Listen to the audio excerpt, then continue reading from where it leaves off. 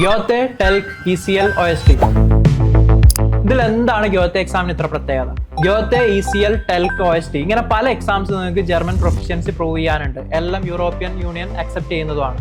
പക്ഷെ എന്തുകൊണ്ടാണ് എല്ലാവരും ഗ്യോത്തെ എക്സാം ഒന്ന് പ്രിഫർ ചെയ്യുന്നത്? അല്ലെങ്കിൽ നമ്മളുടെ സൈഡിൽ നിന്ന് നിങ്ങൾക്ക് ഏത് എക്സാം എഴുതണം എന്ന് ചോദിക്കുന്ന സമയത്ത് നമ്മളെല്ലാവരോടും പറയാറ് ഗ്യോത്തെ എക്സാം എഴുതണം എന്നുള്ളതാണ്. അതെന്തുകൊണ്ടാണെന്ന് ചോദിച്ചു കഴിഞ്ഞാൽ Goethe exam direct German embassy conduct ചെയ്യുന്ന എക്സാമാണ്.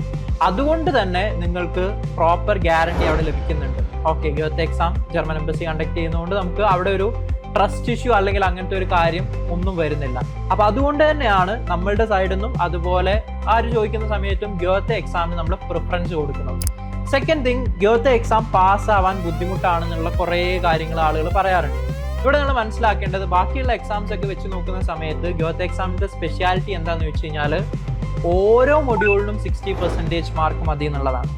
ഇതിൽ നിങ്ങൾ മനസ്സിലാക്കിയപ്പോൾ ഫോർ എക്സാമ്പിൾ നിങ്ങൾ സ്പ്രഷൻ, ഷ്രൈബൻ, ലേസൺ, ക്യോറൻ, ഇതിൽ ലേസണിന് മാത്രം നിങ്ങൾക്ക് 48ഉം ബാക്കി 3ന് നിങ്ങൾക്ക് 60 ആണെന്ന് വിചാരിക്കുക. പിന്നെ നിങ്ങൾ എഴുതുന്ന സമയത്ത് ഈ 4 എക്സാം എഴുതേണ്ട ആവശ്യം വരുന്നില്ല. നിങ്ങൾക്ക് ഏതാണോ എക്സാം പോയത് അത് മാത്രം നിങ്ങൾ B1, B2 ലെവലിൽ എഴുതിയെടുത്താൽ മതി. ഈ ഒരു സ്പെഷ്യാലിറ്റി ഗ്യോത്തെ എക്സാമിനുണ്ട്. സോ ഗ്യോത്തെ എക്സാം ഡിഫിക്കൽട്ട് ആണെന്ന് പറയാൻ പറ്റില്ല. സോ ഈ ഒരു സ്പെഷ്യാലിറ്റി ഗ്യോത്തെ എക്സാമിനുണ്ട്. എക്സാംസിന്റെ ഡിഫിക്കൽട്ട് ചോദിക്കുന്ന സമയത്ത് എല്ലാ എക്സാംസും ഡിഫിക്കൽട്ട് ആണ്. അവിടെ നിങ്ങൾക്ക് അറിയേണ്ടത് ജർമ്മൻ ലാംഗ്വേജ് ആണ്. ജർമ്മൻ ലാംഗ്വേജ് അറിയുന്ന ഒരാൾക്ക് എല്ലാ എക്സാംസും ഈസിയാണ്. ബട്ട് ഗ്യോത്തെ നോക്കുന്ന സമയത്ത് ഈ ഒരു അഡ്വാൻറ്റേജ് നിങ്ങൾക്ക് വരുന്നുണ്ട്. ഏത് എക്സാം ആണോ നിങ്ങൾക്ക് മിസ്സായത് അല്ലെങ്കിൽ നിങ്ങൾക്ക് ഫെയിൽ ആയി പോയത് ആ എക്സാം മാത്രം നിങ്ങൾ B1, B2 ലെവലിൽ എഴുതിയെടുത്താൽ മതി. തേർഡ് പോയിന്റ് എന്ന് പറയുന്നത് ഗ്യോത്തെ എക്സാംസിന്റെ സെന്റേഴ്സിനെ കുറിച്ചിട്ടാണ്. ഗ്യോത്തെ എക്സാംസിന്റെ സെന്റേഴ്സിനെ കുറിച്ച് പറയുന്ന സമയത്ത് നിങ്ങൾക്ക് ഇന്ത്യയിൽ പലയിടത്തായിട്ട് പല മേജർ സിറ്റീസിലായിട്ട് ഗ്യോത്തെ എക്സാംസിന്റെ മൾട്ടിപ്പിൾ സെന്റേഴ്സ് വരുന്നുണ്ട്. ഇത് ബാക്കിയുള്ള എക്സാംസിനെ കമ്പയർ ചെയ്യുന്ന സമയത്ത് ഗ്യോത്തെ എക്സാംസിന്റെ സെന്റേഴ്സിന്റെ നമ്പേഴ്സ് കൂടുതലാണ്.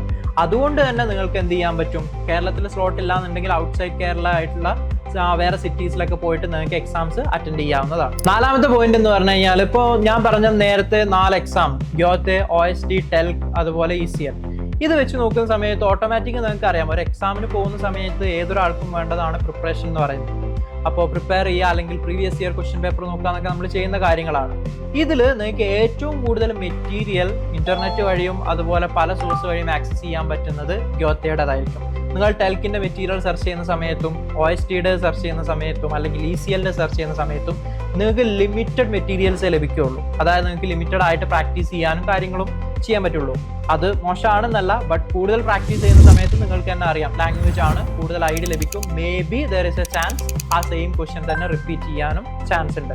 അപ്പൊ അത്തരത്തിലൊക്കെ കേസസ് വരികയാണെങ്കിൽ നിങ്ങൾക്ക് എന്ത് ചെയ്യാൻ പറ്റും? ഈസി ആയിട്ട് എക്സാം പാസ്സാവാനും പറ്റും. ഗ്യോത്തെ എക്സാംസിന്റെ മെറ്റീരിയൽസ് വൈഡ്ലി അവൈലബിൾ ആയതുകൊണ്ട് തന്നെ ബാക്കിയുള്ള എക്സാംസ് കമ്പയർ ചെയ്യുന്ന സമയത്ത് ഇതിന് നിങ്ങൾക്ക് കൂടുതൽ പ്രിപ്പറേഷൻ എടുക്കാനായിട്ട് പറ്റും. ഇത്രയും ഗ്യോത്തെ എക്സാംസിന്റെ പോയിന്റ്സ് നിങ്ങൾ കേട്ട് കഴിഞ്ഞു. ഇനി ഇതിലൊരു നെഗറ്റീവ് പോയിന്റ് ആയിട്ട് എനിക്ക് ആഡ് ചെയ്യാനുള്ളത് ഇതിന്റെ ഡേറ്റിന്റെ അവൈലബിലിറ്റിയാണ്. മന്ത്ലി എക്സാംസ് നടക്കുന്നുണ്ടെങ്കിലും ഇപ്പോഴത്തെ ഒരു ഹ്യൂജ് റഷ് കാരണം നിങ്ങൾക്ക് ചിലപ്പം ടൈമിൽ സ്ലോട്ട്സ് കിട്ടണമെന്നില്ല. മേ ബി നിങ്ങൾ 1 മന്തോ 2 മന്തൊക്കെ എക്സാമിനായിട്ട് വെയിറ്റ് ചെയ്യേണ്ടി വരും.